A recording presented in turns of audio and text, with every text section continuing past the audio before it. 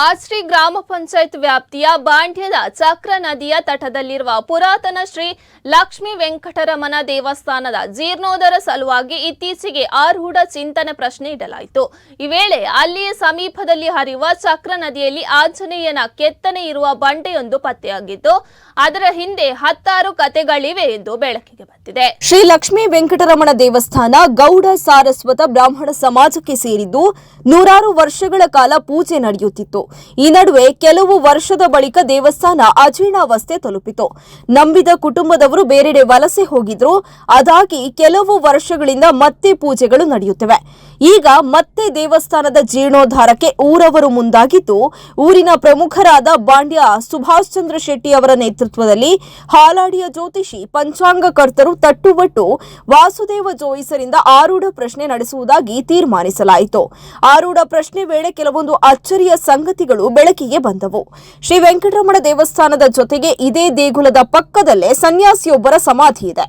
ಅವರೇ ಈ ದೇವರಿಗೆ ಪೂಜೆ ಮಾಡುತ್ತಿದ್ದರು ಮಾತ್ರವಲ್ಲದೆ ಆ ಸನ್ಯಾಸಿಯ ಸಮಾಧಿ ಎದುರೇ ಚಕ್ರಾ ನದಿಯಲ್ಲಿಯೇ ಆಂಜನೇಯನ ಕೆತ್ತನೆ ಇರುವ ಬಂಡೆಯೊಂದು ಇರುವ ಬಗ್ಗೆಯೂ ಪ್ರಶ್ನೆಯಲ್ಲಿ ಗೋಚರವಾಗಿದೆ। ಊರವರೆಲ್ಲರ ಹುಡುಕಾಟ ನಡೆಸಿದಾಗ ಆ ಬಂಡೆ ಪತ್ತೆಯಾಗಿದೆ। ಅದಕ್ಕೂ ಈ ಸನ್ಯಾಸಿಯೇ ಪೂಜೆ ಮಾಡುತ್ತಿದ್ದರು ಅನ್ನುವ ವಿಚಾರ ಬೆಳಕಿಗೆ ಬಂದಿದೆ। ಬಾಂಡ್ಯದ ಈ ಶ್ರೀ ಲಕ್ಷ್ಮೀ ವೆಂಕಟರಮಣ ದೇವಸ್ಥಾನವು ಈಗ ಅಜೀರ್ಣಾವಸ್ಥೆಯಲ್ಲಿದ್ದರೂ ಪ್ರಕೃತಿ ಸಹಜ ಸೊಬಗಿನ ನಡುವೆ ಇದ್ದ ದಟ್ಟ ಕಾನನದ ನಡುವೆ ವಿಶೇಷ ಅನುಭೂತಿಯನ್ನು ನೀಡುವ ಧಾರ್ಮಿಕ ಶ್ರದ್ಧಾ ಕೇಂದ್ರದಂತಿದೆ। ಪ್ರತಿದಿನ ಈ ದೇವಸ್ಥಾನದ ಬಾಗಿಲು ತೆರೆದ ಕೂಡಲೇ ಒಂದು ದನ ಹಾಗೂ ಒಂದು ಕರು ದೇವರ ಮುಂದೆ ಬರುತ್ತವೆ। ಒಂದು ಹಸು ಶಾಂತವಾಗಿ ದೇವರನ್ನ ನೋಡುತ್ತಾ ನಿಂತರೆ ಮತ್ತೊಂದು ಹಸು ದೇವಸ್ಥಾನಕ್ಕೆ ಪ್ರದಕ್ಷಿಣೆ ಹಾಕುತ್ತದೆಯಂತೆ। ಕೆಲವೊಮ್ಮೆ ಆ ಹಸು 3 ಬಾರಿ ಕೂಡ ಪ್ರದಕ್ಷಿಣೆ ಹಾಕುತ್ತದೆಯಂತೆ। ಪ್ರದಕ್ಷಿಣೆ ಮುಗಿದ ನಂತರ ಹಸುಗಳು ದೇವರ ಮುಂದೆ ನಿಂತೇ ಇರುತ್ತವೆ। ಅರ್ಚಕರು ಪ್ರಸಾದ ಕೊಟ್ಟ ನಂತರವೇ ಅಲ್ಲಿಂದ ತೆರಳುತ್ತವೆ। ಇದು ಸುಮಾರು ವರ್ಷಗಳಿಂದ ನಡೆದುಕೊಂಡು ಬಂದಿದೆ ಎನ್ನುವುದಾಗಿ ಸ್ಥಳೀಯರಾದ ಮಂಜುನಾಥ ಕೆಳಬಾಂಡ್ಯ ಹೇಳ್ತಾರೆ। ಈ ವೆಂಕಟರಮಣ ದೇವಸ್ಥಾನ ಅನ್ನೋದು ಈ ಬಾಂಡ್ಯದಲ್ಲಿರುವಂಥ ಒಂದು ಪುರಾತನವಾದ ದೇವಸ್ಥಾನ। ಅದು ಊರ್ಜಿತಗೊಂಡಿದ್ದರಿಂದ ಅದರ ಬಗ್ಗೆ ಪ್ರಸ್ತುತ ಚಿಂತನೆ ವಾಸುದೇವ ಜೋಯಿಸರ ಮುಖಾಂತರ ಮಾಡಿದಾಗ ಕೆಲವು ಘಟನೆಗಳು ಇಲ್ಲಿ ಇರುವಂಥದ್ದು ಗೋಚರಿಸಿತ್ತು। ಅದೇ ಪ್ರಕಾರ ನಾವಿಲ್ಲಿ ಅವರು ಹೇಳಿದ ಪ್ರಕಾರ ಚಿಂತನೆಯಲ್ಲಿ ಬಂದ ಪ್ರಕಾರ ಒಂದು ಆಂಜನೇಯ ಇದೆ, ಬಂಡೆ ಆಂಜನೇಯ ಅಂತಿದೆ, ಮತ್ತು ಸನ್ಯಾಸಿ ಸಮಾಧಿ ಇದೆ ಅಂತ ಅವತ್ತು ಗೋಚರವಾಯಿತು। ಅದನ್ನು ನಾವಿಲ್ಲಿ ಹುಡುಕು ಬಂದಾಗ ಇಲ್ಲಿ ತುಂಬ ಕಾಡುಗಳಿತ್ತು। ಅದರಿಂದ ನೋಡಿದಾಗ ನಮಗೆ ಎರಡೂ ಸಿಕ್ಕಿದೆ। ಇನ್ನೊಂದು ಈಶ್ವರ ಪಾರ್ವತಿ ದೇವಸ್ಥಾನ ಇದೆ ಅಂತ ಹೇಳ್ತಾರೆ, ಬಟ್ ಇಷ್ಟವರೆಗೆ ಗೋಚರಿಸಲಿಲ್ಲ। ಈಗಿನ ಇದರಲ್ಲಿ ನಾವು ವೆಂಕಟರಮಣ ಮತ್ತು ಇದನ್ನು ಜೀರ್ಣೋದ್ಧಾರ ಮಾಡಬೇಕಂತ ಊರಿನವರು ನಾವೆಲ್ಲ ಸೇರಿ ಸಂಕಲ್ಪ ಮಾಡಿದ್ದೇವೆ। ಇದು ಭಾಳ ಆಂಜನೇಯ ಅನ್ನೋದು ಆವಾಗ ಭಾಳ ಪ್ರಸಿದ್ಧಿಯಲ್ಲಿತ್ತು, ಭಾಳ ಕಾರಣಿಕವಾಗಿತ್ತಂತ ಜನ ಯಾರಿಗೂ ಇಲ್ಲಿದ್ದವರು ಯಾರೂ ನೋಡಿಲ್ಲ, ಅದರ ಹಿಂದಿನವರು ಹೇಳಿದಾರಂತ ಹೇಳ್ತಾರೆ।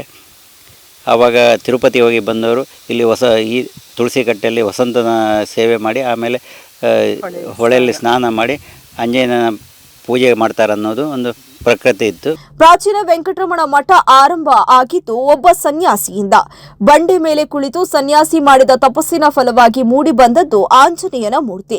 ಪ್ರಶ್ನೆ ಇಟ್ಟಾಗ ಸಮಾಧಿ ಆಂಜನೇಯನ ಮೂರ್ತಿ ಇರುವುದು ಬೆಳಕಿಗೆ ಬಂತು। ಕುಟೀರ ಒಂದು ಅಡಿಪಾಯ ಕೂಡ ಪತ್ತೆಯಾಗಿದೆ। ಬಂಡೆ ಆಂಜನೇಯನಿಂದ ಬಾಂಡ್ಯ ಆಗಿರಬಹುದೇ ಅನ್ನುವ ಪ್ರಶ್ನೆಯೂ ಇದೆ ಎನ್ನುತ್ತಾರೆ ತಟ್ಟುಬಟ್ಟು ವಾಸುದೇವ ಜೋಯಿಸರು। ಈ ದೇವಸ್ಥಾನ ಜಿಎಸ್ಟಿ ಸಮಾಜಕ್ಕೆ ಸೇರಿದ್ದು ಆಂಜನೇಯ ಬಂಡೆ ಇರುವ ಸನ್ಯಾಸಿ ಸಮಾಧಿ ಮಾಹಿತಿ ಸಿಕ್ಕಿತು।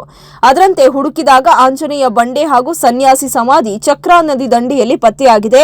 ಹಾಗೆ ದೇವಸ್ಥಾನದ ಮೂಲದವರು ಅಭಿವೃದ್ಧಿಗೆ ಕೈಜೋಡಿಸುವ ಭರವಸೆಯನ್ನು ನೀಡಿದ್ದಾರೆ।